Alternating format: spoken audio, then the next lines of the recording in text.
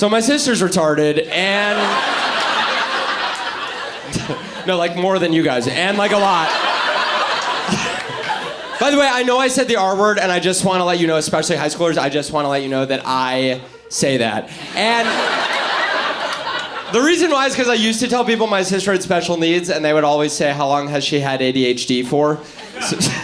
So now I say retarded, and people get mad, but nobody is confused, so. Plus, I don't think the phrase special needs is much better. Just because she doesn't have special needs, she has basic needs. She needs to be taken care of, shown love. I need to tell jokes on a stage every night to feel good about myself. I have special needs. She's got all these weird quirks. We're all New York liberal Jews. She loves country music. Her favorite artist is Uncle Kracker. I was like, does she have special needs or is she just a Republican? I can't. As the election was coming up, my mother, being a very liberal woman, was trying to get out the vote for Kamala. And as part... And she lost. She lost and it wasn't very close. But I appreciate your belated support for me saying Kamala. My mom decided, as part of trying to get out the vote for Kamala, to get my younger sister a ballot. And it feels a little soon to have to do a refresher on my sister. But as a reminder, she is not a reader.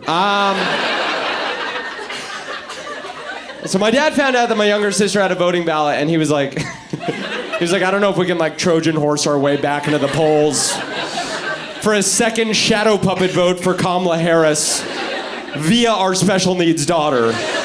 He was like, I think that's what the Trump supporters think we're doing in New York.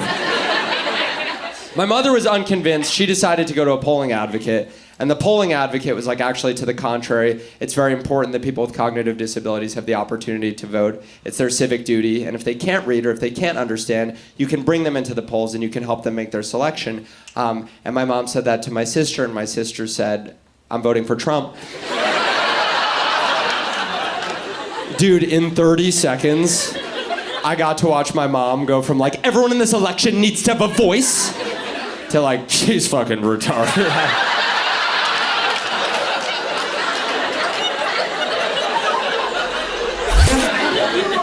A better ending of the story you just told? Yes. No. Don't owe. So you want to give me a better ending to my final joke? Yes. I would love to hear your feedback here, live on stage, while I do the show. And by the way, when I said you guys were autistic, boy, did I mean it. I mean, it is... I think I could tweak that final punchline. It had the wrong number of syllables. Yes. Please give me a better end to that story. And here's the best part about us doing this in front of a crowd. We will get lifetime feedback. Yes. So, me personally...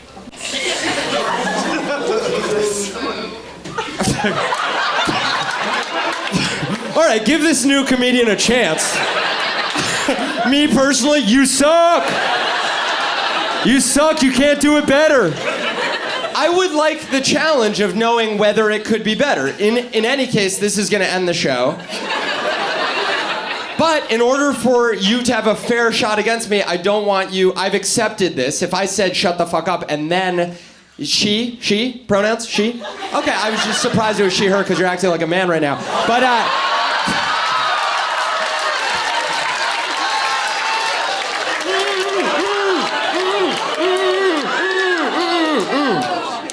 No coming up, but you can tell me, just from your seat safely, yes.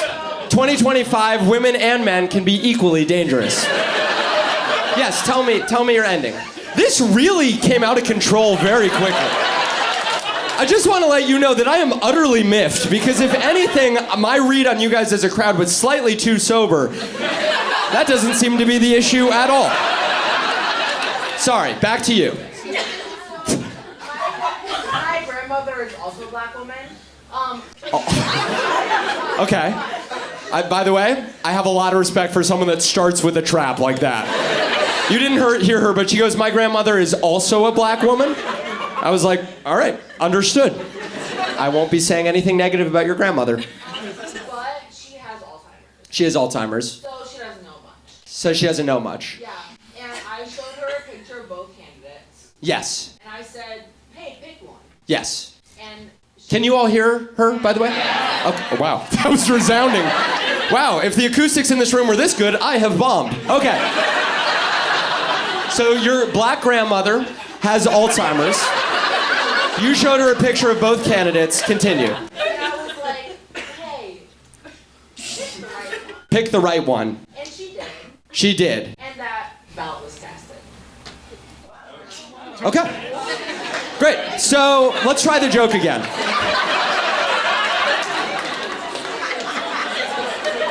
And this is how we are going to end the show. Here is the new joke as rewritten by the audience.